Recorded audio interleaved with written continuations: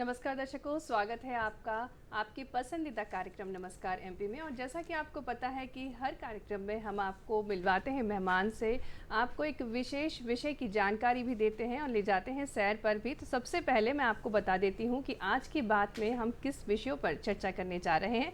आज है विश्व क्षय दिवस, तो आज इसी पर विशेष चर्चा होगी। साथ ही साथ श्री अन्न पर भी विशेष चर्चा होगी। मैं विषय विशेषज्ञों से मिलवाऊंगी, लेकिन उससे पहले आप नोट कर लीजिए हमारे टोल फ्री नंबर्स।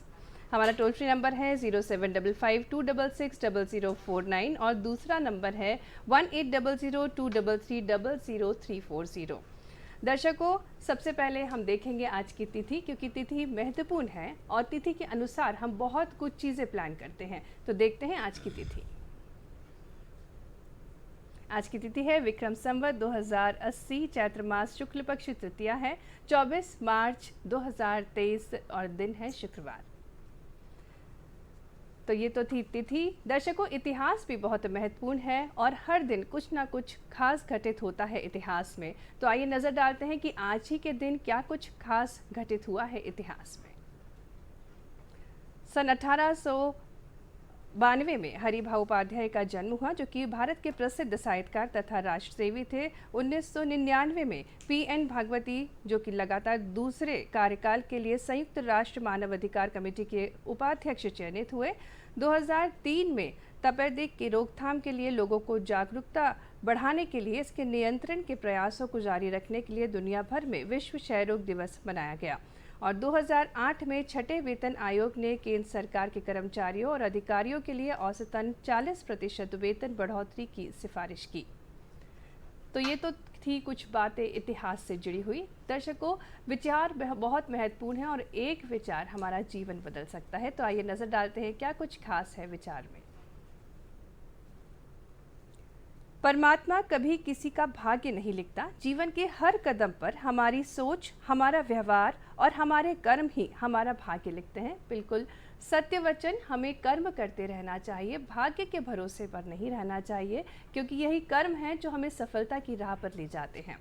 दर्शकों, आपको ये भी बताना चाहेंगे, आज गणगौर है और नवरात्रि के तीसरे दिन गणगौर का त्यौहार मनाया जाता है। और ये गणगौर के त्यौहार में जो महिलाएं होती हैं, कन्याएं होती हैं, शिव और पार्वती की पूजन करती हैं और अपने पति की लंबी कामना की आराधना भी करती हैं। साथ ही साथ एक और बहुत ही बड़ी खुशखबरी है हमारे भोपाल के लिए।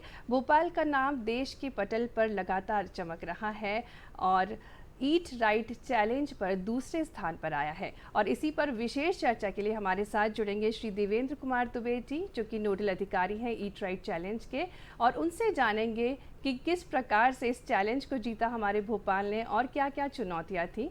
आइए जुड़ते हैं हम देवेंद्र जी से और जानते हैं। देवेंद्र जी, स्वागत है आपका। मैडम नमस्कार। बहुत बहुत शुभकामनाएं। हमारे भोपाल के रहवासी बहुत खुश हैं, बहुत प्रसन्न हैं, लेकिन काफ़ी सारी चुनौतियों का सामना करना पड़ा होगा ईट राइट चैलेंज के अंतर्गत। जो हमने ये उपलब्धि प्राप्त की है, इसके बारे में हम विस्तार से जानना चाहेंगे। मैडम थैंक यू, आपने बधाइयाँ दी हैं, लोगों से आपने कनेक्ट किया है। ये जो ईट राइट चैलेंज है, ये पूरे देश में एफएसएसआई की तरफ से ये दूसरा एक कंपटीशन कराया गया था। फर्स्ट जब चैलेंज उसमें हुआ था तो हमारा भोपाल का उसमें जो पोजीशनिंग थी वो 3rd पोजीशन थी। इस बार हमने एक स्टेप ऊपर आते हुए 2nd पोजीशन सिक्योर किया है। इसमें बहुत सारे टास्क हमें दिए जाते हैं और हर टास्क के अलग अलग स्कोरिंग मार्क्स होते हैं। उसके बेसिस में 200 मार्क्स में से 193 मार्क्स भोपाल ने सिक्योर किए हैं जी। इसमें बहुत सारे रेगुलेटरी काम जो फूड सेफ्टी का हमारा एक्ट है, एक्ट के अंदर जो काम दिए गए हैं उन कामों का भी एक सेक्शन है। उसके साथ साथ खाद्य सुरक्षा और मानक प्राधिकरण एफएसएसआई बहुत सारे सर्टिफिकेशन प्रोग्राम उन्होंने चलाए हैं जी। उसके भी टास्क थे। इसमें जैसे स्टेशन जो हैं उनको ईट राइट स्टेशन सर्टिफाई कराना था और उसके भी बहुत सारे पैरामीटर्स होते हैं। कोई भी स्टेशन ऐसे ही ईट राइट स्टेशन घोषित नहीं होता, कि भी पैरामीटर्स हैं, उन पैरामीटर्स को पूरा करा के सर्टिफिकेशन प्रोग्राम कंप्लीट कराने होते हैं। ईट राइट कैंपस है, इंस्टीट्यूशनल किचन होते हैं, उनको ईट राइट कैंपस सर्टिफिकेशन होता है। अब तो आपको एक चीज और बताएं कि जो पूजन की जगह होती हैं, जैसे मंदिर है, मस्जिद है, गुरुद्वारे, जहाँ पे प्रसाद या खाने की कोई व्यवस्था होती है, जी ऐसे पूजन स्थलों को भी भोग के नाम से प्रमाण पत्र दिया जाता है, और वो तब मिलता है जब वहाँ पे खाद्य सुरक्षा के जो मानक हैं उनको पूरा किया जाता हो, जी साफ सफाई अच्छे से हो, वहाँ पे जो लोग खाना बनाने वाले हों वो एजुकेटेड हों, अवेयर हो खाना कैसे बनाना है। तो ये सारी चीजें देखने के बाद फूड सर्टिफिकेशन होता है। तो ऐसे बहुत सारे अलग अलग तरह की चीजें थी, जिन चीजों को जो काम हमको करना था, रेगुलेटरी कामों में लाइसेंस का नंबर हमको बढ़ाना था, 20% जो भी हमारा डेटा था। इस बीच में हमने 14,000 से 18,000 तक हमारी लाइसेंस रजिस्ट्रेशन की संख्या को लेके गए हैं। तो ये एक बहुत बड़ा एक कंप्लीट एक पैकेज था, जिसमें आपको हर एक फील्ड में अच्छा काम करना था। जी और जब आप सबसे अच्छा काम करते हैं तभी वो टोटल स्कोर जो होता है ना, कुछ मार्क्स आपको मिलते हैं। और ऐसे एडमिनिस्ट्रेशन का सपोर्ट हमें मिला, कलेक्टर साहब को सपोर्ट मिला, दूसरे विभागों ने भी इसमें हेल्प की, और कुल मिलाकर ये है कि एक अच्छा काम भोपाल की तरफ से इसमें हुआ है।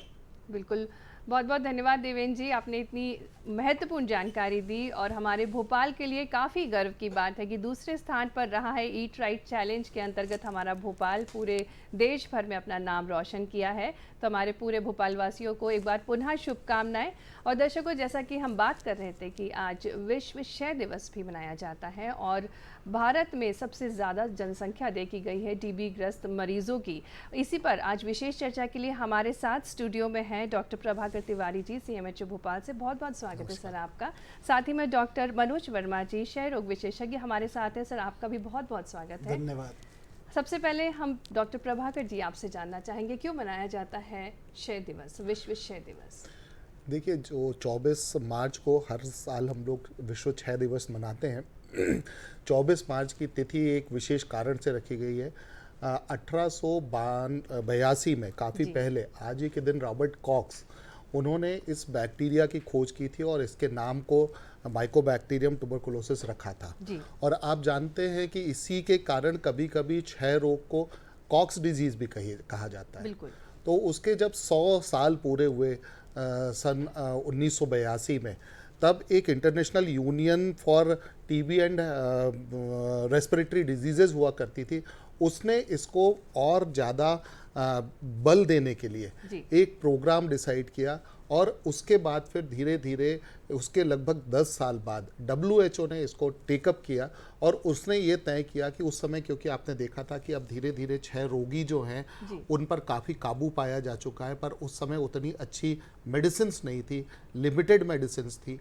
और आपने देखा होगा कि आज़ादी के पहले तो क्षय रोग में ऐसा भी हालत थी कि लोग सैनिटोरियम में लोगों को सिर्फ अच्छी हवा के भरोसे ठीक होने छोड़ दिया करते थे। पर इस बीच में WHO ने जब ये देखा कि ये, और पूरी विश्व ने देखा कि इस पे हम काबू कर सकते हैं, तो क्षय रोग के विषय में जागरूकता बढ़ाने के लिए, लोगों तक, जन जन तक इसको पहुंचाने के लिए विश्व क्षय दिवस का शुरू हुआ। और उसके बाद वो पूरे विश्व में लगातार हर एक साल अलग अलग थीम के साथ मनाया जाने लगा। जैसे इस बार अगर हम देखें तो इस बार 2023 की जो थीम है वो रखी गई है, yes we can end TB. मतलब हम एक एफर्मेटिव वो बोल रहे हैं कि हम टीबी को ख़त्म कर सकते हैं। तो ये जो हर साल एक अलग अलग थीम, अगर हम पिछली बार का देखें तो पिछली बार था invest to end TB, save lifes. इसके अगर एक साल और पीछे जाए तो द क्लॉक इज टिकिंग। इस तरह से हर एक साल जो है अलग अलग इसकी थीम्स रहती है और उस थीम के आधार पर हम साल भर उस विषय पर काम करते हैं। बिल्कुल सर, बहुत अच्छे से आपने बताया। हमारे साथ डॉक्टर मनोज वर्मा जी हैं। सर, आपसे जानना चाहेंगे, थीम की बात करी सर ने, इस थीम को आप विस्तार से हमारे दर्शकों को समझाएं। बिल्कुल सही, क्योंकि जैसा सर ने बताया था, क्लॉक इज टिकिंग, ये वो समय है जब हमने निर्णय लिया था कि 2025 तक हमें टीबी का उन्मूलन करना है। तो समय हमारे पास कम था, तो उसके बाद फिर हमने इनिशिएट लिया कि हम इसको ख़त्म करेंगे और समय हमारे पास क्लॉक इज टिकिंग। दूसरा जो सर ने बताया, बहुत सही बताया कि टाइम टू इन्वेस्ट।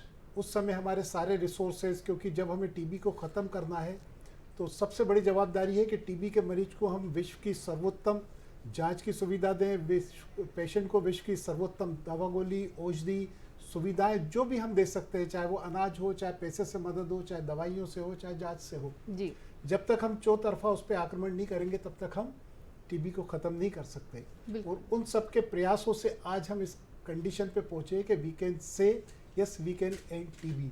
हम 2025 तक टीबी का उन्मूलन कर सकते हैं। इस निश्चय के साथ निश्चय दिवस, ये अक्षय दिवस को आज सेलिब्रेट किया जा रहा है। बिल्कुल। डॉक्टर प्रभाकर जी, हम आपसे जानना चाहेंगे कि लक्षण की अगर बात करें, एक आम जनता कितने जागरूक है, लक्षण कैसे वे समझे कि हाँ वे टीबी से ग्रस्त हैं? मनोज जी से भी जानेंगे, लेकिन उससे पहले आपसे जानना चाहेंगे। देखिए, जैसा कि आप सभी जानते हैं, हमारे श्रोताओं में से भी अधिकतर लोग ये जानते होंगे कि मोटे तौर पर हमें मान के चलते हैं टीबी यानी फेफड़ों की टीबी या पल्मोनरी ट्यूबरकुलोसिस। तो हम इसको दो हिस्सों में बांट सकते हैं, और टेक्निकली भी यही है कि पल्मोनरी ट्यूबरकुलोसिस और एक्स्ट्रा पल्मोनरी ट्यूबरकुलोसिस। तो जहां आपने बात की लक्षण की, तो लक्षण आप सब जानते हैं, अभी डॉक्टर वर्मा और विस्तार से बताएंगे कि आमतौर पर हम जो आम देखते हैं, लगातार 2 हफ्ते से अधिक की खांसी, 2 हफ्ते या इससे अधिक का बुखार, और या बहुत एक टिपिकल वर्ड यूज़ होता था इवनिंग राइज ऑफ टेम्परेचर, यानी शाम के समय लोगों को हरारत लगना, बुखार आना। अगर यही बीमारी फेफड़ों की टीबी की बढ़ जाती थी, सांस लेने में तकलीफ़ और उसके साथ में खून आने लगता है बलगम के साथ में, तो ये सारी की सारी चीज़ें पल्मोनरी ट्यूबरकुलोसिस में होती थी।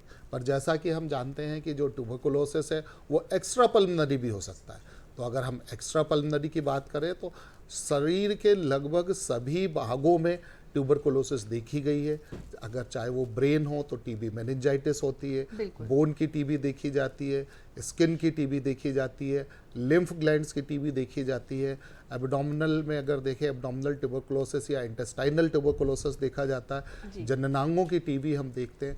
तो आपको ये जान के आश्चर्य होगा कि जो निसंतानता है उसका सबसे बड़ा कारण एक टीबी का इन्फेक्शन है। टीबी के कारण जो जननांगों की नलियां हैं ब्लॉक हो जाती है और उसके कारण जो महिलाएं हैं वो मां नहीं बन पाती।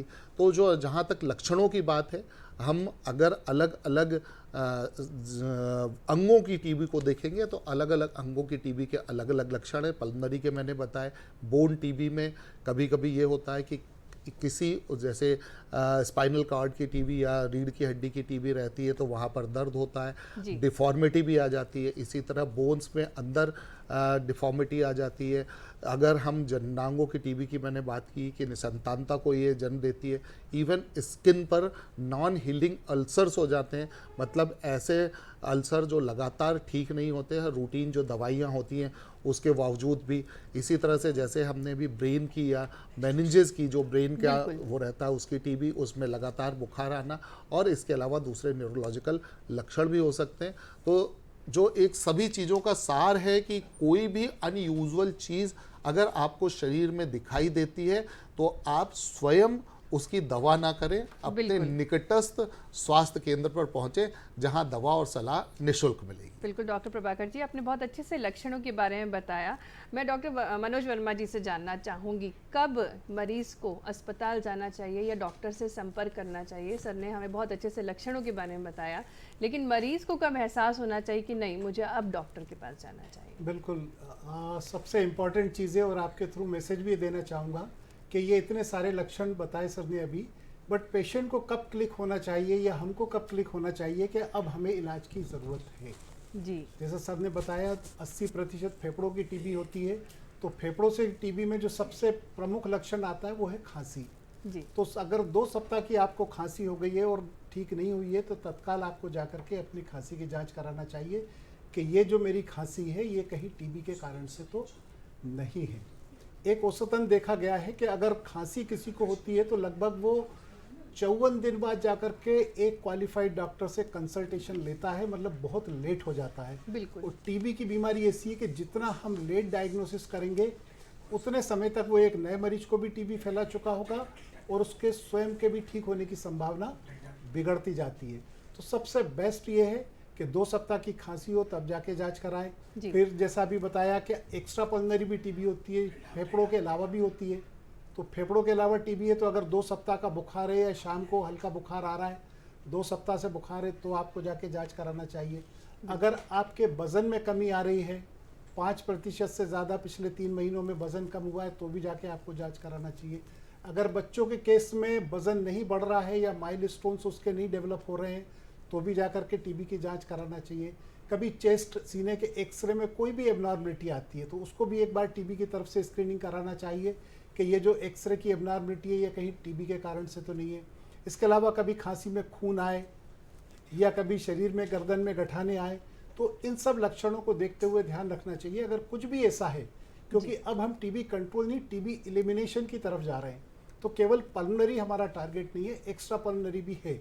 और जैसे सर ने बताया, एक्स्ट्रा पल्मोनरी टीबी को डिटेक्ट करना, जानना, पहचानना एक स्किल वाला काम है। जैसे जोड़ों का दर्द है, कई कारणों से हो सकता है, बट वो दर्द टीबी के कारण भी हो सकता है। ये अगर एक हड्डी वाला या आर्थोपेडिशियन दिमाग में रखेगा तो टीबी की बीमारी हम जल्दी पहचान लेंगे। बिल्कुल, बहुत अच्छे से सर आपने बताया टीबी के लक्षणों के बारे में और कब दिखाना चाहिए हमें डॉक्टर को।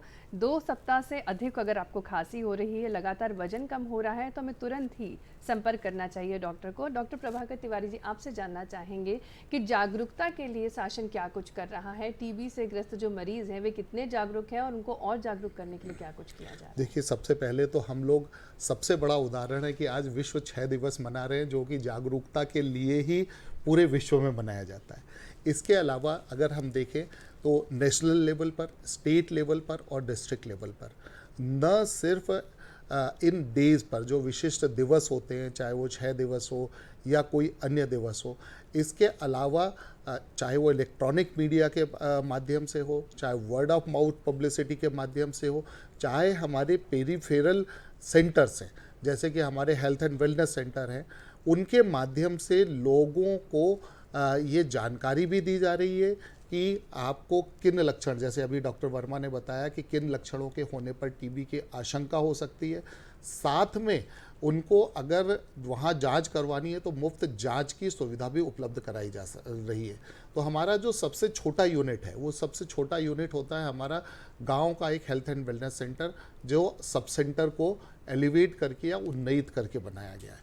तो हमारे यहाँ अगर हम देखें, सरकार इलेक्ट्रॉनिक मीडिया के माध्यम से, प्रिंट मीडिया के माध्यम से, वर्ड ऑफ माउथ पब्लिसिटी के माध्यम से और सर्विसेज देने के द्वारा सभी तरह से लोगों को टीबी के बारे में जानकारी भी दे रही है और उनको आगे आकर अपना जांच करवाने और मुफ्त इलाज। सबसे बड़ी बात है कि इसमें जांच और इलाज तो मुफ्त है ही, साथ में सरकार अपनी तरफ से पोषण को बनाए रखने के लिए पैसा दे रही है। जो कोई इन्फॉर्म करता है उस इन्फॉर्मर को भी इंसेंटिव दे रही है कि आप हमें बताइए अगर आपके आसपास कोई टीबी का मरीज है, तो उसको सरकार अपनी तरफ से इंसेंटिव दे रही है। और यहाँ तक कि जो प्राइवेट प्रैक्टिशनर्स हैं, अगर वो निक्षय में उसको दर्ज करवाते हैं तो उसके लिए भी उसको इंसेंटिव दे रही है। तो इसका मतलब कि सरकार अपनी तरफ से लोगों को इंसेंटिवाइज कर रही है कि आप आएँ और हमें बताएं कि आपके एरिया में, आपके इलाके में कोई टीबी का मरीज है, हम उसका मुफ्त इलाज करेंगे और साथ में आपको इंसेंटिव देंगे। बिल्कुल सर, बहुत अच्छे से आपने बताया और सरकार पूरा सहयोग कर रही है टीबी से ग्रस्त जो मरीज़ हैं उनकी बीमारी से लड़ने के लिए। मनोज सर, हम आपसे जानना चाहेंगे इलाज के बारे में। टीबी के मरीज़ का इलाज किस प्रकार से होता है और कहाँ संपर्क कर सकते हैं जो टीबी से ग्रस्त मरीज़ हैं, कौन कौन से अस्पतालों? जी, अभी मैं जो सर ने बोला उसमें बताता हूँ आपको।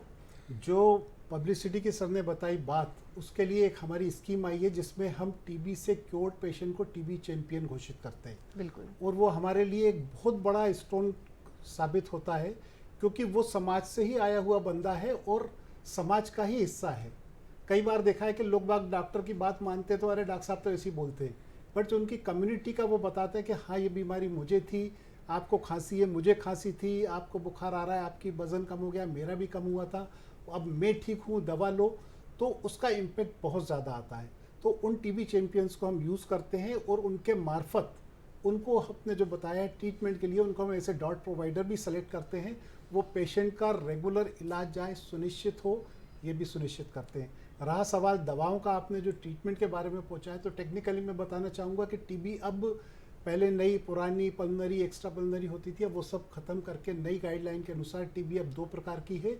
ड्रग सेंसिटिव या ड्रग रेसिस्टेंस। जी। अगर ड्रग सेंसिटिव है तो फर्स्ट लाइन की हम 4 औषधियाँ उसको लगभग 6 माह तक खिलाते हैं, जिसमें पहले 2 महीने में इंटेंसिव फेज में 4 दवाएं और बाकी 4 महीने में कंटिन्यूएशन फेज में हम 3 दवाओं का उसको सेवन कराते हैं, 6 महीने तक खिलाते हैं। एक मैसेज और देना चाहूँगा कि कई लोग और कई मरीज और कई डॉक्टर भी, तुम्हारे 6 महीने हो गए अब तुम इलाज बंद करो, हो गया तुम्हारा। ये जो 6 महीने की अवधि है ये मैक्सिमम नहीं है, ये ऑप्टिमम भी नहीं है, ये मिनिमम है। मतलब इतना तो आपको खाना ही है। और 6 महीने के बाद जब भी इलाज बंद करें तो एक बार डॉक्टर से संपर्क करें कि सर मैं 6 महीने खाली है, क्या मुझे और इलाज की ज़रूरत है। जैसे सर ने बताया ब्रेन टीबी है, स्पाइनल टीबी है या बच्चेदानी की टीबी है, पेट की टीबी है, इस पर कई बार 6 महीने से ज़्यादा भी अवधि तक हमें इलाज देना पड़ता है। बिल्कुल। और दूसरी सवाल जो आपने बोला कि ड्रग रेसिस्टेंस टीबी के लिए, तो उसके लिए भी आज हमारे पास दुनिया की जो सबसे आधुनिकतम गोली है बीडाकुलिन है, जिसकी कीमत लगभग 5 से 6 हज़ार रुपये एक गोली की पड़ती है। वो भी शासन द्वारा 6 माह मुफ्त खिलाई जाती है। इसके अलावा बच्चों की आधुनिक गोली डेलामिनिड है, वो भी दी जाती है। और DRTB सेंटर का मैं बताऊंगा कि हमारे लगभग 10 लाख की आबादी पर, 1 करोड़ की आबादी पर एक बना है पूरे मध्य प्रदेश में, 7 हमारे DRTB सेंटर्स हैं। और उसके अंदर एक ड्रग रेसिस्टेंस टीबी की पूरी एनालिसिस होती है, उसका पूरा सेंसिटिविटी पैटर्न डिसाइड करके फिर उसका टेलर मेड ट्रीटमेंट डिसाइड किया जाता है कि इसको क्या गोली दी जाएगी, क्या नहीं दी जाएगी। इसके लिए एक प्रोग्राम है जो कहलाता है UDST, universal drug susceptibility testing. पहले जो हमारा मरीज ठीक नहीं होता था तब हम अनुमान लगाते थे कि इसको ड्रग रेसिस्टेंस टीबी हो सकती है, इसलिए ठीक नहीं हुआ।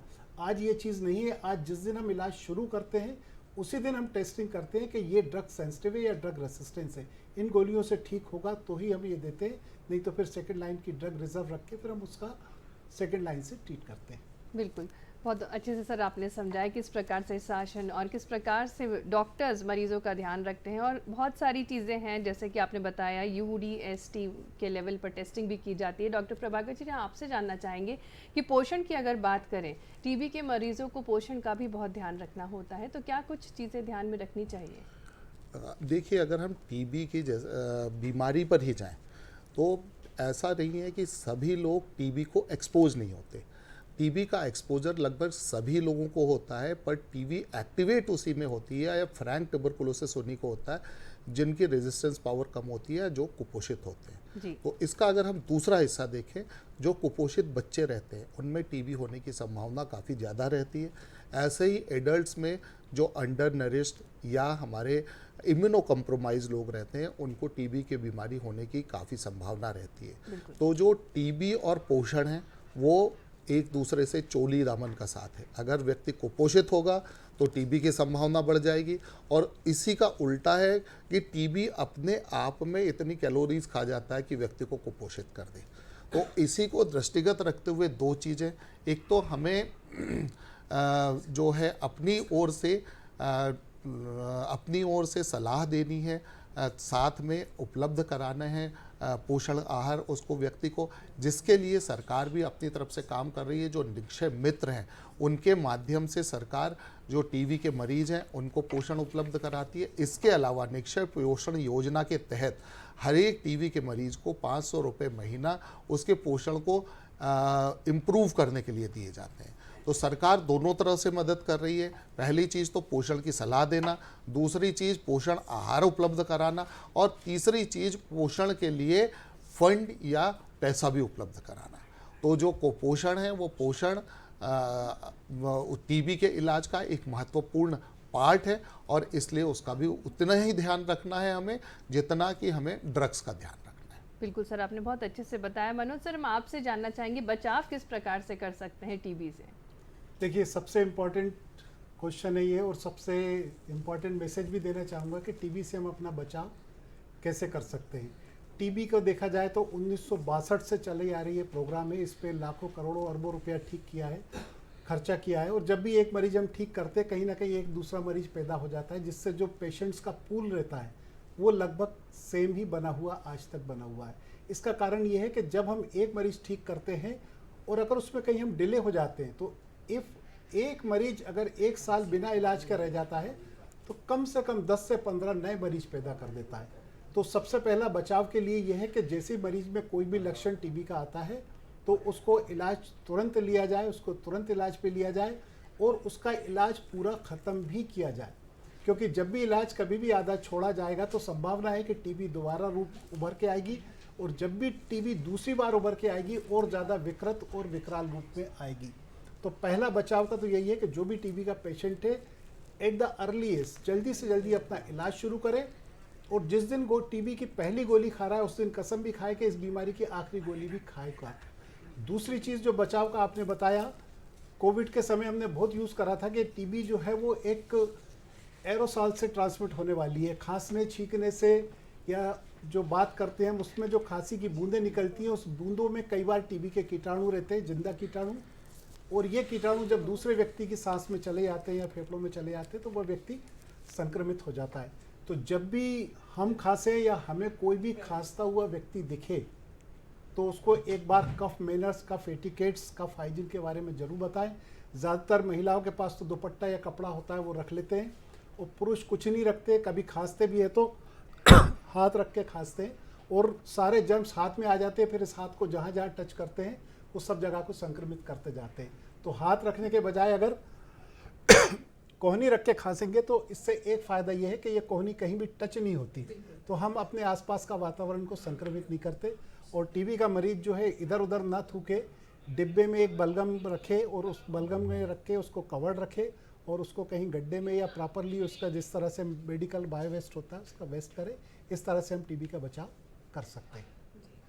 इसमें आपके साथ ही इनमें वर्मा साहब की बात में मैं और जोड़ना चाहूँगा, एक इम्पॉर्टेंट पार्ट बीसीजी वैक्सीनेशन भी है, जो हमारे यहाँ पर उसने स्पेशली पीडियाट्रिक ट्यूबरकुलोसिस को रोकने में बहुत इम्पॉर्टेंट रोल निभाया है। तो वैक्सीनेशन जरूर कराएं। और दूसरी चीज़ जो वर्मा सर ने कही है उसमें मैं और जोड़ना चाहूँगा, जो हमारी वल्नरेबल पॉपुलेशन है, यानी कि ऐसे लोग जो क्रॉनिक डिजीज़ से पीड़ित हैं, जैसे डायबिटिक्स हो गए, जैसे कि जो HIV से पीड़ित लोग हो गए जिनमें टीबी होने की आशंका बहुत ज़्यादा रहती है, वो इसकी तरफ अधिक से अधिक ध्यान रखेंगे। तो जैसा कि अभी बताया है वर्मा साहब ने कि वो ड्रॉपलेट इन्फेक्शन से, तो हम जितनी जल्दी इन्फेक्शन कंट्रोल करेंगे, जितने नए केसेस को रोक पाएंगे, उतने ही जल्दी हम इस पर काबू पा पाएंगे। बिल्कुल, बहुत बहुत धन्यवाद डॉक्टर प्रभाकर जी, आपने बहुत अच्छे से और विस्तार से बताया कि किस प्रकार से टीबी का इलाज संभव है। हमारे साथ थे डॉक्टर मनोज वर्मा जी, आपका भी विशेष धन्यवाद। आपने बहुत अच्छे से बताया कि कैसे हम अपनी आदतों को बदलकर इसके फैलने से रोक सकते हैं। तो आप दोनों का विशेष धन्यवाद कि आपने विश्व टीबी दिवस पर इतनी महत्वपूर्ण जानकारी हमारे दर्शकों को दी। तो दर्शकों, अब हम चलते हैं पर्यटन वाले सेगमेंट में और आपको लेकर चलेंगे एक और सुंदर सी जगह जहां पर हम सैर करेंगे।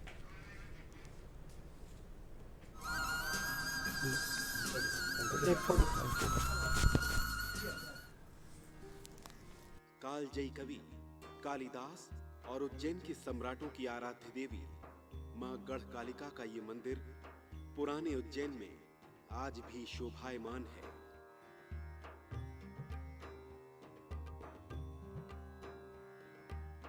यह मंदिर जिस स्थान पर अवस्थित है उस संपूर्ण क्षेत्र को ही गढ़कालिका क्षेत्र कहा जाता है। महाकवि कालिदास, राजा विक्रमादित्य यहां साधनाएं करते थे। सम्राट हर्षवर्धन ने ईस्वी सन 606 में इस मंदिर का जीर्णोद्धार करवाया था।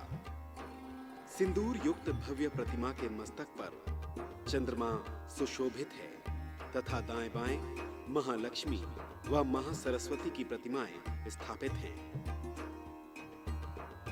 कहा जाता है कि उज्जैन के महाकवि कालिदास को शास्त्रों का दिव्य ज्ञान इसी मंदिर से मिला था। त्रिपुरा महात्म्य के अनुसार देश के 12 शक्तिपीठों में से यह छठा स्थान है।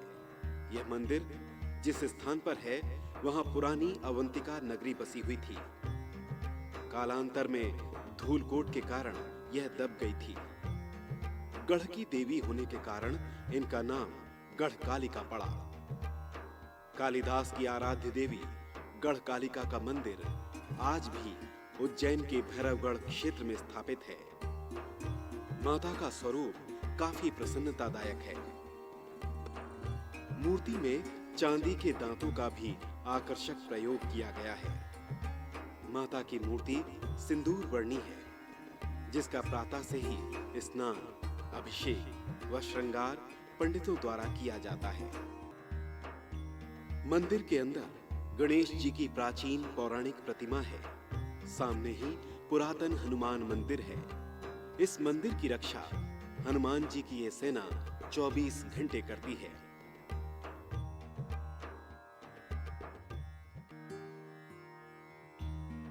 गौरतलब है कि पुरातत्व विभाग ने जब यहाँ की खुदाई करवाई थी तब उसमें बड़ी ईंटें, मनके, टकसाल तथा सड़कें निकली थी।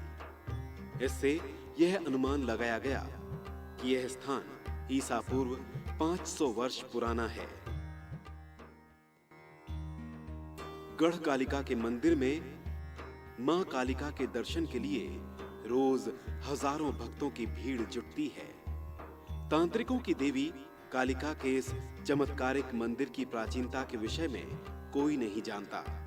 फिर भी माना जाता है कि इसकी स्थापना महाभारत काल में हुई थी, लेकिन मूर्ति सतयुग के काल की है। बाद में इस प्राचीन मंदिर का जीर्णोद्धार सम्राट हर्षवर्धन द्वारा किए जाने का उल्लेख मिलता है।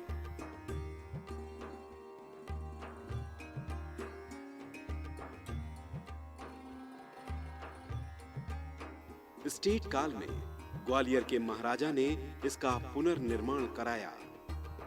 यहाँ पर नवरात्रि में लगने वाले मेले के अलावा भिन्न भिन्न मौकों पर उत्सवों और यज्ञों का आयोजन होता रहता है।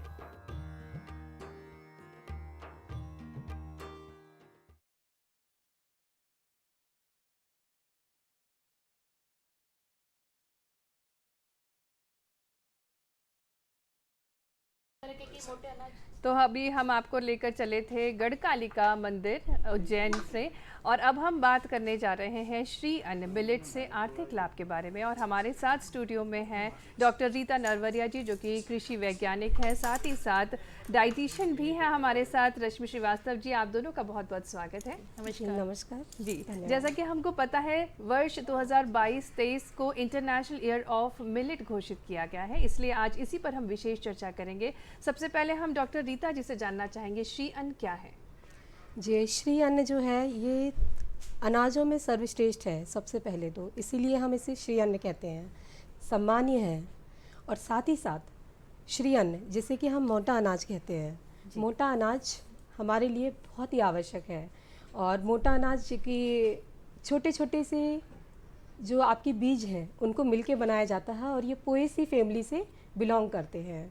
और ये जो है आपके कम से कम 2 प्रकार के हैं, आपका एक बड़ा अनाज और एक आपका छोटा अनाज। बड़ा मोटा अनाज जो है आपका ज्वार, बाजरा, छोटे अनाज में आपके कोदो, कुटकी, रागी, कंगनी, ये आपके छोटे अनाज हैं। बिल्कुल, आपने बहुत अच्छे से बताया। हमारे साथ डाइटिशियन भी हैं रश्मि श्रीवास्तव जी, और वो लेके भी आई हैं हमारे साथ श्री अन्न, तो उनसे विस्तार से जानना चाहेंगे कि ये कौन कौन से श्री अन्न हैं हमारे साथ। सबसे पहले तो मैं बताना चाहूँगी कि अनाज में जो आता है मोटा अनाज, उसे मोटा अनाज क्यों कहा जाता है। मोटे अनाज में सबसे पहले ये आता है कि उसमें 3 लेयर्स होती हैं। एक तो चोकर जिसे ब्रान बोलते हैं, एक जर्म और एक एंडोजर्म।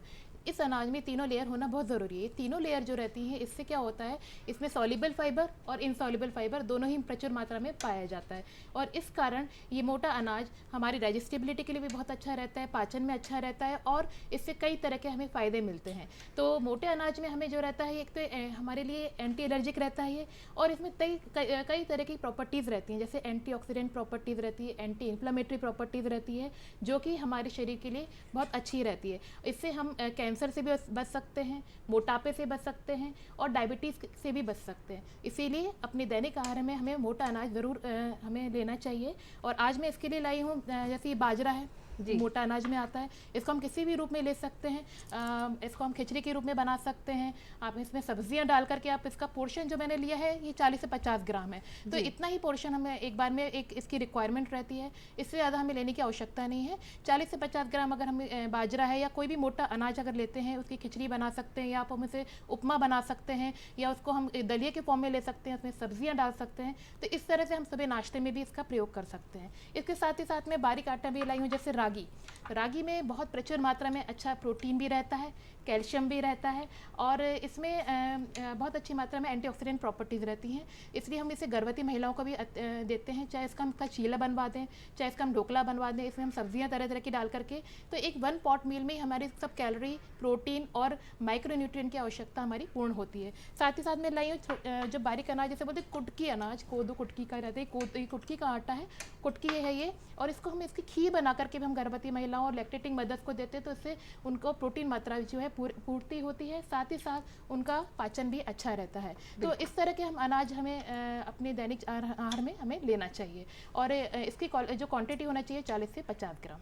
बिल्कुल, बहुत अच्छे से आपने बताया और हमारे दर्शकों को दिखाया भी कि कैसा होता है मोटा अनाज। आपने बताया कि बाजरा, रागी, कोदू, कुटकी सभी को आपने देखा और किस प्रकार से आप अपनी डाइट में इसको शामिल कर सकते हैं। रश्मि जी, आपने भी बहुत अच्छे से बताया। मैं डॉक्टर रीता जी आपसे जानना चाहूँगी कि ये मोटे अनाज, श्री अन्न की हम बात कर रहे हैं, ये काफ़ी वर्षों पुराना अनाज है, लेकिन इसका चलन एक समय पर कम हो गया था, लेकिन पुनः इसका चलन आने लगा है और आर्थिक लाभ की तरफ बढ़ रहा है। अनाज से किस प्रकार से आर्थिक लाभ हो सकता है? जैसा कि मैडम आपने बोला कि मोटा अनाज वर्षों से चल रहा है, तो मैं थोड़ा सा इसके इतिहास पे थोड़ा सा आपको ले जाना चाहूँगी उस तरफ। ये 3000 वर्षों पुराना है, तब से ये चल रहा था जी। और इसके बाद जब आप बात करें सहारा, सब सहारा और एशिया, इन क्षेत्रों में सबसे ज़्यादा मिलेट जो है आपका उत्पादित होता है। मतलब ये मान के चलिए कि इन 2 क्षेत्रों में लगभग 80%, विश्व का 80% मिलेट का जो है उत्पादन होता है। फिर यदि हम बात करें हम इंडिया की, अपने भारत देश की, तो भारत देश में आपका राजस्थान, आंध्र प्रदेश, तमिलनाडु, कर्नाटका, मध्य प्रदेश, कुछ पहाड़ी क्षेत्र, यहाँ पे मिलेट का बहुत ही अच्छा उत्पादन होता है और मिलेट की खेती हमारे यहाँ बहुत अच्छी होती है। बात करें हम अपने मध्य प्रदेश की, मध्य प्रदेश में भी हमारे जो आपका पूर्वी क्षेत्र है मध्य प्रदेश का, जो आपका शहडोल, उमरिया, डिंडोरी, मंडला, जबलपुर, इन क्षेत्रों में मिलेट का बहुत अच्छा उत्पादन है, कोदो और कुटकी। अब रिसेंट की टाइम पे आप बोल रहे हो कि आर्थिक लाभ इसका क्यों हो रहा है? आर्थिक लाभ इसका हमें तभी होगा जब हम इसे जो है वर्तमान के परिदृश्य में लेके आएँ। इसे हम जो आपकी मिड डे मील है उसमें लेकर आएँ, आपकी जो रेडी टू ईट है उसको हम उसमें उस क्षेत्र में लेके आएँ। मॉल्स में जो है इसको प्रोसेस्ड जिसको हम बोलते हैं, बिस्किट हो गया, इसके कुरकुरे, इस तरह से हम इसे वर्तमान परिदृश्य में लेके आएँ, स्कूल में लेके आएँ, पीडीएस प्रणाली में लेके आएँ, तो इस तरह से हम आर्थिक लाभ की तरफ बढ़ सकते हैं। बिल्कुल जी, धन्यवाद जी, आपने बहुत अच्छे से बताया रीता जी।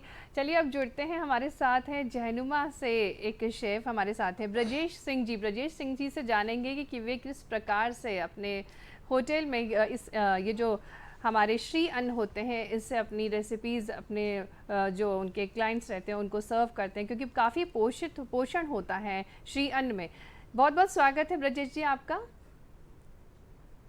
मैं बस यही बोलना चाहता हूँ कि जो हमारा आज का कल्चर है इतना बदल चुका है जी, इसको हमें चेंज करने के लिए जो हमारे सबसे पहले हमारा जो भोजन है काफी परिवर्तन हो गया है। देखिए, तो हमें लोगों को मतलब अवेयरनेस कराना है कि आने वाले समय में बच्चों के लिए जो आप मतलब हेल्दी खाना दें, जैसे मतलब मोटे अनाज होते हैं, रागी, किनुआ, ओट्स। हम ऑलरेडी यहाँ पे ब्रेड्स बनाते हैं, बहुत सारी ब्रेड्स से देते हैं, कुकीज देते हैं, मल्टीग्रेन ब्रेड होती है और मतलब उसमें ब्रेकफास्ट में भी हम देते हैं। तो इन चीजों को हमें काफी मतलब जैसे क्षेत्रीय मैम ने भी बताया कि हमें किसानों से जो अनाज अच्छे उपज होते हैं इनके हमें प्रोत्साहन के लिए उनको उत्साहित करना पड़ेगा, ताकि आने वाले समय में मार्केट में उपलब्ध हो और इनसे हम लोग होटल में जितने हम होटल वाले हैं इनके लिए ग्रेन हम जो मंगाए, जैसे अभी हम कोई बेंगलोर से मंगा रहे थे, हमें मल्टीग्रेन या रागी किनुआ, हम चाहते हैं कि अगर ये मध्य प्रदेश में मिलना चालू हो जाए तो बहुत बड़ी खुशी में। बिल्कुल सर आपका क्या विशेष कोई ऐसी डिश है जो श्री अन्न से बनती हो?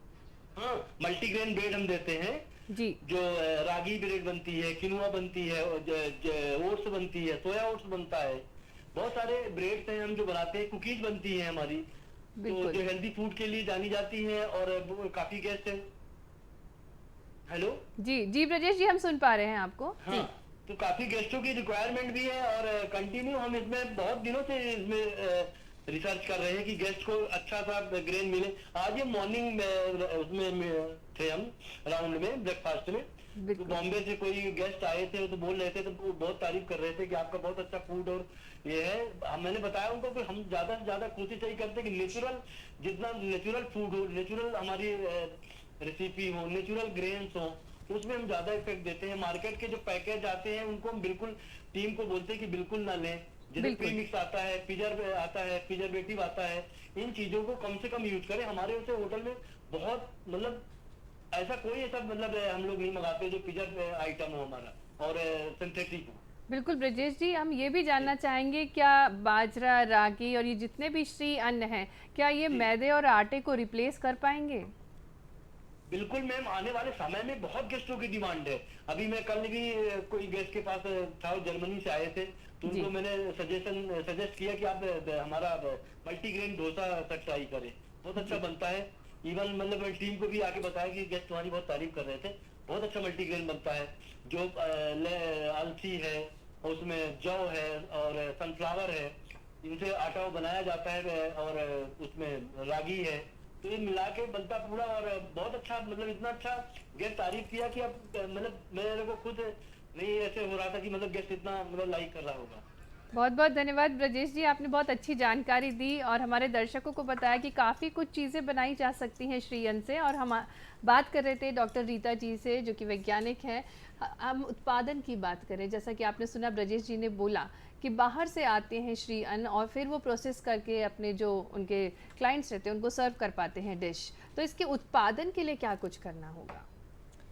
सर्वप्रथम तो मैं आपको यही बताना चाहूँगी कि उत्पादन के लिए हमें ज़्यादा कुछ नहीं करना है। ये क्योंकि प्रतिकूल मौसम में भी हो जाती है, जब हमारे यहाँ अत्यधिक सूखा आ जाता है उस समय भी ये हो जाती है। ये इसे कम नमी की ज़रूरत होती है, इसे कम पानी की ज़रूरत है, इसमें लागत भी कम है। किसान भाइयों, अगर आप सुन रहे हैं तो आप इस पे ध्यान दीजिए कि इसमें लागत कम है, तो इस पे हमें ध्यान देना है। इसमें आपको पानी की मात्रा भी कम लगनी है, इसमें आपके कोई इंसेक्टिसाइड नहीं लगते ज़्यादा, कोई आपको पेस्टिसाइड नहीं लगेंगे, क्योंकि इनकी फसल में कीट का प्रकोप बहुत कम होता है, रोग का प्रकोप भी बहुत कम होता है। आपको इसमें ज़्यादा मेहनत नहीं करनी है। ये किसी भी क्षेत्र में आपकी हो जाते हैं, पहाड़ी क्षेत्र में हो जाते हैं, आप जो बंजर ज़मीन जिसे आप बोलते हैं, आप वहाँ पे भी इसे लगा सकते हैं। थोड़े से प्रयास की आवश्यकता है। उत्पादन आप बढ़ा सकते हैं, उत्पादन तो आप बढ़ा भी लेकिन साथ में आपको ज़रूरत है कि आप उसकी प्रोसेसिंग में आप ध्यान दें। बिल्कुल, प्रोसेसिंग के बारे में भी मैम आपसे जानना चाहेंगे। और जैसा कि आप बता रही हैं कम पानी में भी उग जाते हैं, कोई इंसेक्टिसाइड पेस्टिसाइड की ज़रूरत नहीं है, तो किस प्रकार से इसकी प्रोसेसिंग होती है? क्योंकि नेचुरली अच्छा ग्रो करते हैं ये, तो ये भी जानना चाहेंगे कि प्रोसेसिंग किस प्रकार से होती है। देखिए, आपकी जो कोदो कुटकी है, सबसे पहले तो मैं आपको ये बताना चाहूँगी कि जैसे मैडम ने भी बताया था कि ग्लूटेन फ्री है, नॉन स्टिकी है, और ये जो है शुगर फ्री, जिस तरह से मिठाइयाँ चल रही हैं इस तरह से शुगर फ्री राइस, आपका राइस बनता है, आपका पोहा बनता है। मतलब किसी भी आप उसके कच्चे माल को आप उसको परिवर्तित कर देंगे और ये आपका जो है प्रोसेसिंग में आ जाता है, प्रसंस्करण करना। क्योंकि प्रसंस्करण इसलिए भी ज़रूरी है कि समय के आप देखेंगे कि कोई भी चीज़ हम कच्चे पदार्थ के रूप में नहीं खा पाते, उसमें जो उसका कसरैलापन है, उसके जो भी आपके पॉइजनस इफ़ेक्ट है, वो सारी प्रोसेसिंग के थ्रू कम हो जाते हैं और कंज्यूमर के लिए उसके टेस्ट के अकॉर्डिंग वो हो जाते हैं। तो प्रोसेसिंग जो है आज के समय में बहुत ज़रूरी है। जी रीता जी, हमारे साथ डाइटिशियन भी हैं रश्मि जी। रश्मि जी, आपसे जानना चाहेंगे, सुपर फूड कहा गया है श्री अन्न को, तो ऐसा क्यों है? काफ़ी सारे फायदे होंगे इसलिए इसको सुपर फूड का नाम दिया गया है, आपसे जानना चाहेंगे। जी, इसे सुपर फूड इसलिए कहा गया है कि इसमें सारी प्रॉपर्टीज़ हैं जो हमें एक पोषण के लिए चाहिए, कि इसमें कैलोरी भी हो, प्रोटीन भी हो, फाइबर भी हो और वसा भी, सब चीज़ें। तो ये एक ही मील ऐसा है जिसमें हमें सारी चीज़ें मिल जाती हैं। तो इसलिए मैंने कहा कि आजकल जो बीमारियाँ बढ़ती चली जा रही, क्योंकि आजकल बच्चे जो है या अभी आज की जनरेशन जो है वो जंक फूड्स पर ज़्यादा डिपेंड है, वो मैदा ले रही है, मैदा किसी बनी हुई चीज़ें ले रही है। तो मैदा तो बिल्कुल रिफाइंड कार्ब्स में आता है, और उससे उल्टा आज जो इस साल 2023 में हमने इसको अंतर्राष्ट्रीय millets of the year of the millets बोला है, तो उसके अंतर्गत बहुत अच्छी पहल है सरकार की कि लोग इसके प्रति जागरूक हो रहे हैं। तो हम मोटे अनाज मतलब रिफाइंड फ्लोर से हम कॉम्प्लेक्स कार्ब्स पर आ रहे हैं। तो उसमें ये क्वालिटी रहती है कि इसमें एक तो मैंने पहले ही बोला ग्लूटेन फ्री रहते हैं, तो ये बहुत इसमें एलर्जिक नहीं रहती, एंटी एलर्जिक रहता है। दूसरी बात, आजकल जो मेटाबॉलिक डिसीजेस बढ़ती चली जा रही है, जैसे डायबिटीज़ है, कार्सिनोमा कैंसर हो रहा है लोगों को, और ये एशिया में ये सब चीज़ें, ओबेसिटी ये सबसे बड़ा खतरा बनती जा रही है। तो इन डिसीज़ को, इन बीमारियों को, ये इसका कारण, सबसे बड़ा कारण खान पान में हम जो रिफाइंड फ्लोर ले रहे हैं वो इसका सबसे बड़ा एक मेन सोर्स है। तो उसको हम रिप्लेस करके अगर मोटा अनाज लेते हैं तो इसीलिए इसको सुपर फूड कहा जाता है कि इसमें एक तो फाइबर बहुत अच्छा है, सॉल्युबल और इनसॉल्युबल फाइबर, इससे हमारा गट हेल्थ बहुत स्ट्रांग बनता है। गट हेल्थ अच्छी रहती है तो हमारी बॉडी के लिए बहुत अच्छा रहता है, बॉडी के सेल्स में भी अच्छा हाइड्रेशन भी होता है और उसको प्रॉपर एनर्जी मिलती है। दूसरी बात, जब हम इसकी बात करें, ये प्रोटीन भी बहुत अच्छा है, साथ ही साथ इसमें एंटीऑक्सीडेंट प्रॉपर्टीज़ है, मतलब एंटी इन्फ्लेमेटरी प्रॉपर्टीज़ मीन्स इसमें सभी तरीके के आयरन है, कैल्शियम है, मैग्नीशियम है, सेलेनियम है, जिंक है। तो ये छोटे छोटे पोषक तत्व तो हमें इसी में अनाज में मिल जाते हैं, जो कि हमें गेहूं और चावल में इतना नहीं मिलता है। तो और मैदा में भी नहीं मिलता, मैदा तो और ज़्यादा प्रोसेस्ड मील में आ जाता है। मैम ये भी जानना चाहेंगे, तो बहुत सारे फायदे हैं इसके, और फिटनेस के लिए बहुत महत्वपूर्ण है श्री अन्न। क्या क्या चीज़ें बना सकते हैं जिससे हम दिनचर्या में इसको उपयोग करें और हम भी फिट रह सकें? इसके पहले मैं एक चीज़ बताना चाहूँगी कि इसमें थोड़ा सा ये रहता है कि इसमें एंटी न्यूट्रिएंट प्रॉपर्टीज़ रहती हैं, मतलब इसमें फाइटेट भी बहुत रहता है, फिनोलिक एसिड भी रहता है, जो कि बायोअवेलेबिलिटी को कम करते हैं, मतलब जो दूसरे न्यूट्रिएंट को एब्जॉर्ब होने में थोड़ा दिक्कत करते हैं। तो इसके लिए ज़रूरी है कि जो अनाज लें, जैसे जौ ले रहे हैं, वो एक ही बार में एक ही अनाज लें। दूसरा, इसको सोक करके लें, सोकिंग बहुत ज़रूरी है, इसका फर्मेंटेशन करें, इसको भिगो कर लें, मतलब 24 घंटे या 7-8 घंटे को पहले भिगोएं, उसका फर्मेंटेशन करें, तब जाकर इसको, इसमें इसके जो फाइटेट कंटेंट है वो रिड्यूस हो जाते हैं, फिर और फिनोलिक एसिड है वो कम हो जाता है, टैनिन भी जो रहता है वो भी कम हो जाता है। क्योंकि अगर ये एंटी न्यूट्रिएंट प्रॉपर्टीज रहेंगी तो इसका जो पूरा पोषक तत्व है वो दूसरे हमें आयरन और जिंक एब्जॉर्ब नहीं होने देगा हमारे शरीर में। इसीलिए उसको प्रॉपरली पहले भिगोए और फिर उसको फर्मेंट करके या उसको पीस करके, जैसे इडली का आप बना सकते हैं, आप डोसा इसका बना सकते हैं, आप इसका चीला बना सकते हैं। के बारे में आपसे जानना चाहेंगे किस प्रकार से हम व्यंजन बना सकते हैं। अगर हम नाश्ते की बात करें तो नाश्ते में क्या बना सकते हैं? यही मैं आपको बता रही हूँ कि हम इसे फर्मेंट करके हम उसमें हम उड़द दाल भी मिला लें, थोड़ी दालें मिला लें, थोड़ा सा इस अनाज को हमने ले लिया, रागी का इडली बना सकते हैं, हम इसको ढोकला बना सकते हैं। इसी तरह हम इसको मिक्स वेजिटेबल आप चीला बना करके या फिर अप्पे बनाकर दे सकते हैं बच्चों को, साथ ही साथ दही और चटनी के साथ परसे। तो ये पूरा एक हमारे पूरा संपूर्ण आहार जिसे हम बोल सकते हैं। और साथ ही साथ अगर आप ज्वार के, जैसे गेहूँ के आटे में भी आप रागी का आटा मिला सकते हैं या ज्वार का भी आटा मिला सकते हैं, जौ का आटा मिला सकते हैं, उससे उसकी फाइबर क्वालिटी बढ़ जाएगी। और अगर पुलाव भी बनाना है आपको तो वेजिटेबल्स डाल करके उसका हम जैसे दलिया डाल करके खिचड़ी भी बना सकते हैं और इसका पुलाव भी बनता है। तो इस तरह से सबसे बड़ा इंपॉर्टेंट है कि ये चीज़ हमारी डिशेस जो है ऐसी बनाए जो बच्चा खाए भी और उसको एब्जॉर्ब भी होना बहुत ज़रूरी है। इसीलिए मैं बोल रही हूँ इसको सोक करना बहुत ज़रूरी है। एक रात उसको 7-8 घंटे भिगोएं जिससे कि उसकी एंटी न्यूट्रिएंट प्रॉपर्टीज़ खत्म हो जाए। बिल्कुल, बहुत अच्छे से बताया रश्मि जी आपने कि बहुत सारे व्यंजन बना सकते हैं। तो हमारे दर्शकों के लिए बहुत ही महत्वपूर्ण बात है कि ये श्री अन्न है, आपके स्वास्थ्य के लिए बहुत महत्वपूर्ण है, आप इसको ज़रूर अपनाइए। इस वर्ष का जो स्लोगन है, डॉक्टर रीता जी आपसे जानना चाहेंगे इस वर्ष का स्लोगन क्या है श्री अन्न के लिए? देखिए, सबसे पहले तो मैं आपको बताना चाहूँगी कि जो आपका FAO है, आपका फूड एग्रीकल्चर ऑर्गेनाइजेशन, उसने बताया है rich in heritage full of potential. और श्री अन्न अन्न में सबसे श्रेष्ठ, ये आपका स्लोगन है। और चूँकि ये बता रहे हैं कि रिच इन हेरिटेज, मतलब ये कि संस्कृति, परंपरा सभी से ये भरपूर है। पोटेंशियल में ये सबसे ज़्यादा इसका, आप चाहे न्यूट्रिशंस की बात करें, चाहे आप उसकी परिस्थितियों की बात करें, हर तरह की एनवायरनमेंट में ये अच्छा परफॉर्म कर रहा है। मतलब इसमें वो योग्यता है कि वो कुपोषण भी दूर कर सकता है, वो किसानों की आय भी बढ़ा सकता है, वो कंज्यूमर कोई हेल्थ का भी ध्यान रख सकता है। बिल्कुल बिल्कुल। रश्मि जी आपसे जानना चाहेंगे कि वज़न का घटाने में भी काफ़ी कारगर रहते हैं श्री अन्न, तो किस प्रकार से, क्या डाइट फॉलो करना चाहिए, कोई डाइट चार्ट है क्या? देखिए, मैंने बताया मोटे अनाज को से बहुत फ़ायदा मिलता है। मोटे अनाज में जो मैंने बताया पहले भी, सॉल्युबल और इनसॉल्युबल फाइबर दोनों ही मात्रा में, अच्छी मात्रा में रहता है। तो अगर हम इसमें इसके संग संग थोड़ा सा पानी वाली चीज़ें भी लें, जैसे कि हमने इसको दलिया लिया, ये सिंपल एक हमने उसका चीला ले लिया, कुछ भी रोटी ले ली, तो उससे हमारा पेट इतना भर जाता है कि हम बहुत देर तक हमें भूख नहीं लगती है। तो वो एक बहुत बड़ा कारण होता है कि भूख ना लगने से क्या होता है कि हम इतना खाते ही नहीं है। जो हम दिन भर का स्नैक्स जो होते हैं वो हमारे जो ओबेसिटी का कारण रहता है वो रिड्यूस हो जाता है। तो इससे इतना हमारा जो सैटिस्फैक्टरी वैल्यू जिसे बोलते हैं वो हमारी पूर्ण हो जाती है। तो ओबेसिटी के लिए बहुत अच्छा है। और इसमें क्या रहता है कि ग्लूकन एक नाम का एक वो रहता है, ग्लूकन ये जो है एंटी कार्सिनोजेनिक रहता है और एक ये मतलब एडिपोज टिश्यूज़ को बढ़ने नहीं देता। तो ये एडिपोज टिश्यूज़ नहीं बढ़ता तो बॉडी में फैट जमा नहीं होता और ये हमारी बॉडी के लिए मतलब कैलोरीज कम करता है। डाइट चार्ट आपसे जानना चाहेंगे, कैसा डाइट चार्ट फॉलो करना चाहिए अगर किसी को वजन कम करना है और श्री अन्न वो अपने जीवन में अपनाना चाहते हैं, तो क्या एक आइडियल चार्ट? मैं देखिए, आइडियल चार्ट तो सबके लिए अलग अलग ही रहता है। एक आइडियल चार्ट में ये रहेगा कि आप इसको पूरा बैलेंस करके रहें, जिसमें आपके सभी पोषक तत्व तो आ जाए, calories, protein, fat, vitamin, mineral. तो उसके लिए सर्वप्रथम आप नाश्ते में एक कप दूध जो बिना मलाई का दूध रहे और उसके साथ एक अनाज, तो मोटा अनाज आप दें, चाहे मोटे अनाज से कुछ भी, जैसे रागी का है या बाजरा है, जौ या कोदू कुटकी, इसका आप कुछ भी दलिया वगैरह बनाकर एक छोटा कटोरी ले लें और साथ ही साथ उसके बाद एक फल ले लें। और इससे भी आपका, और साथ ही साथ उसमें पानी ज़्यादा लें, जैसे नींबू पानी है, नारियल पानी है, जिससे कि हाइड्रेशन से ही अच्छे से एब्जॉर्ब होगा। तो क्योंकि पानी भी बहुत ज़रूरी है इसके एब्जॉर्प्शन के लिए। तो जब इससे क्या होगा कि आपको बहुत देर तक भूख नहीं लगेगी। फिर जब दोपहर के भोजन में भी आप इसको गेहूँ की रोटी की जगह एक ज्वार की रोटी है, एक कटोरी दही है और कम से कम 100-150 ग्राम सीजनल जो मौसमी सब्जियां हैं वो ले लें, तो इससे भी हमारा वजन कम हो सकता है। और साथ ही साथ फिर शाम को 4-5 बजे अगेन आप एक फल ले लें या आप एक नारियल पानी या मट्ठा ले लें। साथ ही साथ अगर आपको कुछ स्नैक्स लेना है तो इसमें आप कुटकी का आप ये वेजिटेबल आप इसमें आप ओट्स या जैसा उसको चीला वगैरह बनाकर ले सकते हैं, तो मिक्स करके आप ले सकते हैं। और साथ ही साथ शाम को फिर आपको इतनी भूखी नहीं लगेगी, क्योंकि जब आप इतने अनाज ले लेंगे दिन भर में मोटा अनाज, तो शाम को आपको कैलोरी अपने आप ही कम हो जाएगा। तो इस तरह से ये प्ले करेगा कि आप ओबेसिटी यहाँ पर आपको कम करने का काम करेगा। बिल्कुल रश्मि जी, आपने बहुत अच्छे से एक डाइट चार्ट, जो एक स्टैंडर्ड डाइट चार्ट होता है, हमारे दर्शकों को बताया। डॉक्टर रीता जी, हम आपसे जानना चाहेंगे कि आप हमारे दर्शकों से क्या कहना चाहेंगी श्री अन्न के लिए? श्री अन्न के लिए मैं यही बोलना चाहूँगी कि इसे हम अपने डेली रूटीन में लेकर आएँ।